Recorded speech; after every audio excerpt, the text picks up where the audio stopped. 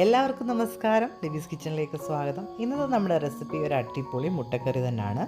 മുട്ട സ്റ്റൂ എന്നോ അല്ലെങ്കിൽ തേങ്ങാപ്പാൽ ഒഴിച്ചൊരു കറിയെന്നോ ഒക്കെ നമുക്ക് പറയാം. എന്നുവാണെങ്കിലും പെട്ടെന്ന് തന്നെ നമുക്കിത് ഉണ്ടാക്കാൻ പറ്റും. അതിനുമുമ്പ് നമ്മുടെ വീഡിയോസൊക്കെ എല്ലാവരും കാണുന്നുണ്ടെങ്കിൽ നിങ്ങൾ സബ്സ്ക്രൈബ് ചെയ്യണം, ലൈക്ക് ചെയ്യണം. നമുക്കിതെങ്ങനെ ഉണ്ടാക്കുന്നതെന്ന് നോക്കാം. ആദ്യം നമുക്ക് ഒരു 5 മുട്ട ഞാൻ പുഴുങ്ങാനിട്ടിട്ടുണ്ട്. നമുക്ക് 1 or 2 മുട്ടയോ ഉള്ളെങ്കിൽ പോലും നമുക്ക് ഈ കറി ചെയ്യാൻ പറ്റും. പിന്നെ അതിനുശേഷം എടുത്തേക്കുന്നത് സവോള നല്ല പൊടിയായിട്ട് കുത്തി അരിഞ്ഞിട്ടുണ്ട്. പിന്നെ ഒരു 2 കിഴങ്ങ് അതേപോലെ ചെറുതായിട്ട് അരിഞ്ഞിട്ടുണ്ട്. ഇഞ്ചിയും വേണം, ഏകദേശം ഒരു വലിയ കഷ്ണം ഇഞ്ചിയും ഇതേപോലെ തന്നെ ചെറുതായിട്ട് അരിഞ്ഞിട്ടുണ്ട്. ഞാനൊരു 2 വലിയ സവോള ചെറുതായിട്ടാണ് കുത്തി അരിഞ്ഞിരിക്കുന്നത്. ആദ്യം തന്നെ ഇതൊന്ന് വഴറ്റിയെടുക്കണം. വഴറ്റിയെടുക്കുക എന്ന് പറഞ്ഞാൽ നമ്മൾ മറ്റ് മുട്ടക്കറികളുടെ കൂട്ട് ഒരുപാട് നേരം വഴറ്റുമൊന്നും വേണ്ട, ജസ്റ്റ് ഒന്ന് വഴറ്റിയെടുത്താൽ മതി. അപ്പോൾ ഞാൻ ഒരു പാൻ വെച്ചിട്ടുണ്ട്, അതിനകത്തോട്ട് ആവശ്യത്തിന് വെളിച്ചെണ്ണ ഒഴിച്ച് കൊടുത്തിട്ടുണ്ട്. പിന്നെ നമ്മുടെ അരിഞ്ഞു വെച്ചിരിക്കുന്ന സവോള ഇഞ്ചി ഇട്ടിട്ട് ജസ്റ്റ് ഒന്ന് പച്ചമണം മാറുന്നിടം വരെ ഒന്ന് സോട്ട് ചെയ്താൽ മാത്രം മതി. ഞാനിതൊന്ന് വഴറ്റുന്നതിന് വേണ്ടി മാത്രമാണ് ഞാൻ ഈ നോൺ സ്റ്റിക്ക് പാനിലൊന്ന് കാണിക്കുന്നത്. അല്ലെങ്കിൽ നമ്മൾ കുക്കറിൽ തന്നെ ഡയറക്റ്റ് വഴറ്റിയെടുത്തേച്ചാൽ മതി. ജസ്റ്റ് ഒന്ന് ചൂടായാൽ മതി. ഈ സവോളയുടെയും ഇഞ്ചിയുടെയൊക്കെ പച്ചമണം ഒന്ന് ജസ്റ്റ് മാറിയേച്ചാൽ മതി. കാര്യം നമുക്ക് ആ കറിയിൽ കിട്ടണം. ഈ ഇഞ്ചിയുടെയും ഈ സവോളയുടെയൊക്കെ ഒരു ടേസ്റ്റ് നമുക്ക് ആ കറിയിൽ കിട്ടണം. സവോള വാടി വന്നിട്ടുണ്ട്. ഈ ഒരു പരുവാകുമ്പോഴത്തേക്കിന് ഞാൻ നേരെ കുക്കറിലോട്ട് മാറ്റിയിട്ടുണ്ട്. ഇനി നമ്മൾ ഇതിനകത്തോട്ട് ചേർക്കുന്നത് നമ്മൾ നേരത്തെ അരിഞ്ഞു വെച്ചിരിക്കുന്ന പൊട്ടറ്റോ ആണ്. നമ്മൾ ഈ പൊട്ടറ്റോയും മാത്രം ഇട്ടിട്ട് ചെയ്യാൻ പറ്റും. വെജിറ്റേറിയൻസിനൊക്കെ മുട്ട ചേർക്കാതെ പൊട്ടറ്റോ മാത്രം ഇട്ട് ചെയ്താൽ നമുക്ക് നല്ല പെർഫെക്റ്റ് കറിയായിട്ട് കിട്ടും. പിന്നെ നമ്മൾ എരിവിന് വേറെ മസാലകളോ കാര്യങ്ങളോ ഒന്നും ചേർക്കുന്നില്ല. നമ്മൾ ആകെ ചേർക്കുന്നത് പച്ചമുളകാണ്. അപ്പോൾ നിങ്ങളുടെ ഓരോരുത്തരുടെ എരിവിനനുസരിച്ച് പച്ചമുളക് ഇതേപോലെ ഒന്ന് ചതച്ച് ചേർക്കുക. ഞാനിപ്പോൾ ഒരു 5-6 പച്ചമുളക് ഇതേപോലെ ഒന്ന് മിക്സിയിലൊന്ന് ചതച്ചെടുത്തിട്ട് ഇതിനകത്തോട്ട് ചേർക്കുന്നുണ്ട്. പിന്നെ നമ്മൾ ചേർക്കുന്നത് ആവശ്യത്തിന് വെള്ളമാണ്. വെള്ളം അല്ലെങ്കിൽ തേങ്ങാപ്പാൽ, കട്ടി തേങ്ങാപ്പാലാണ് ഈ കറിക്കകത്ത് ചേർക്കുന്നത്.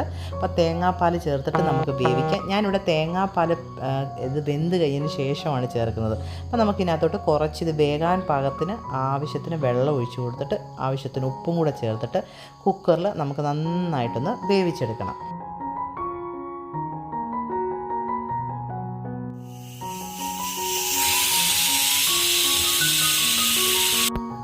അപ്പോൾ തന്നെ നമ്മുടെ കിഴങ്ങും സവോളയൊക്കെ നന്നായിട്ട് വെന്തിട്ടുണ്ട്. നമുക്ക് ഈ കറിയിൽ അറിയാൻ പറ്റും നമുക്ക് ആ ഇഞ്ചിയുടെയും സവോളയുടെയൊക്കെ ഒരു സ്വാദ്. അപ്പോൾ അതുകൊണ്ട് ഞാൻ ജസ്റ്റ് ഒന്നുകൂടെ ഉടച്ചെടുത്തിട്ടുണ്ട്. ഇനി നമുക്കിത് വീണ്ടും അടുപ്പയിലോട്ട് മാറ്റണം. അപ്പോൾ അതിനു മുമ്പ് ഞാൻ ഇതിനകത്തോട്ട് തേങ്ങാപ്പാൽ ചേർക്കുന്നുണ്ട്. കട്ടി തേങ്ങാപ്പാലാണ് ചേർക്കുന്നത്. 1 കപ്പ് കട്ടി തേങ്ങാപ്പാൽ ചേർക്കുന്നുണ്ട്.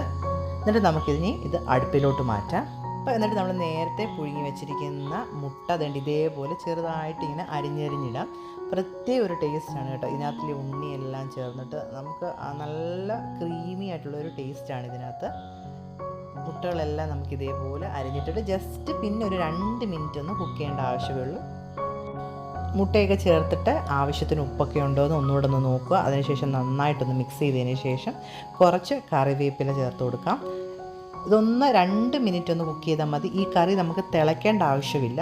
ജസ്റ്റ് ഒന്ന് മുട്ടയും തേങ്ങാപ്പാലും നമ്മുടെ സവോള ഇഞ്ചിയും എല്ലാം കൂടെ ഒന്ന് യോജിച്ച് എല്ലാം ഒന്ന് പിടിച്ചേച്ചാൽ മാത്രം മതി. അല്ലാതെ തിളയ്ക്കേണ്ട ആവശ്യമൊന്നുമില്ല. അതുകൊണ്ട് നമ്മൾ കുറച്ച് കറിവേപ്പിലയും കൂടെ ഇട്ടിട്ട് ലാസ്റ്റ് കുറച്ച് പച്ച വെളിച്ചെണ്ണയും കൂടെ ഒഴിച്ച് കഴിഞ്ഞാൽ നമ്മുടെ അടിപൊളി മുട്ട സ്റ്റൂ റെഡിയാണ്. വളരെ സിമ്പിളായിട്ടുള്ള റെസിപ്പിയാണ്. നമ്മുടെ തേങ്ങാപ്പാലിൻ്റെ ആവശ്യമേ ഉള്ളൂ. തേങ്ങാപ്പാലില്ലാത്തവർ ഫ്രഷ് ക്രീം ചേർക്കാം, അല്ലെങ്കിൽ കാഷ്യൂനട്ട് പേസ്റ്റ് അരച്ച് ചേർക്കാം. എന്തായാലും ഇത് അടിപൊളി ടേസ്റ്റാണ്. നമ്മൾ പാലപ്പത്തിൻ്റെ കൂടെയും ചപ്പാത്തിയുടെ കൂടെയൊക്കെ അടിപൊളിയാണ്. പെട്ടെന്ന് ഉണ്ടാക്കാൻ പറ്റുന്നൊരു കറിയാണിത്.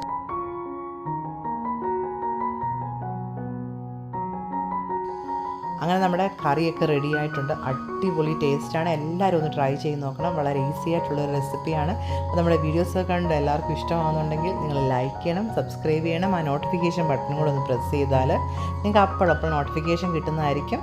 അപ്പോൾ ഇനിയും ഇതേപോലത്തുള്ള അടിപൊളി ഈസി റെസിപ്പിയായിട്ട് വരുന്നത് വരെ എല്ലാവർക്കും ബൈ ബൈ.